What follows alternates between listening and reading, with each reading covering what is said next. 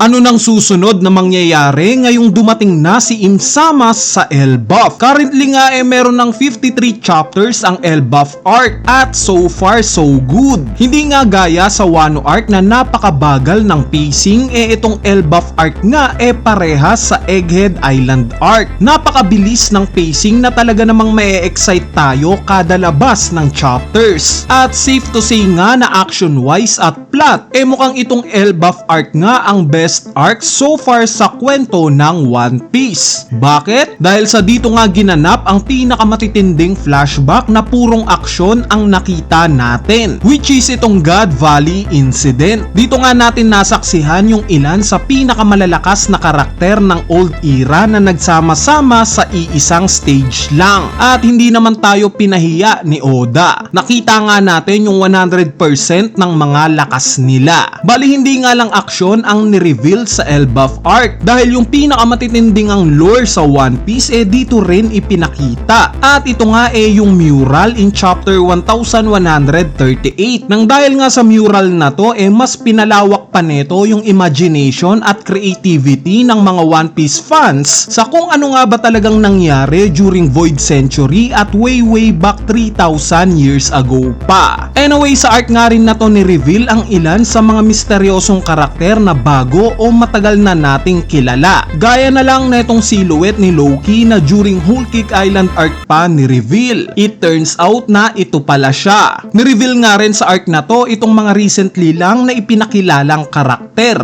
Gaya ng silhouette ni King Harold. At syempre itong kakambal ni Shanks na si Saint Figarland Garling. Meron din namang mga karakter na matagal nang tinitis sa atin at sa arc rin na to na i-reveal. Gaya na lang ni Rox Disebek. At syempre itong recently lang na si Im-sama. So far so good nga, ika ng marami. At dahil nga sa napipintong laban nila Luffy at Imu, mukhang ito nga yung magsiset ng barometer natin para sa arc na to, specifically kay Im-sama. Dahil nga sa hinahype itong si Imu bilang strongest villain o siya ang pinakamalakas na makakalaban ni Luffy, ano bang aasahan natin sa kanya ngayong pumunta na siya ng Elbaf? Baligaya nga ng laging ginagawa ni Oda, meron na naman ngang hindrance o hindi 100% itong karakter na masasaksihan natin. Dahil pagkalapag pa nga lang ni Im-sama sa Elbaf, meron na kaagad siyang iniinda. Nagsusuka nga siya ng dugo at even itong pagtatransform niya nakitaan din natin ng dugo. Meaning itong masasaksihan nating Im-sama na lalaban kila Luffy at Loki, hindi ito 100%. Kumbaga papatikimin lang tayo ni Oda sa kung anong kayang magawa nitong full transformation na si Im-sama. Naniniwala nga ako na para ma-establish ang lakas na meron si Imu o magiging malakas ang tingin natin sa karakter niya,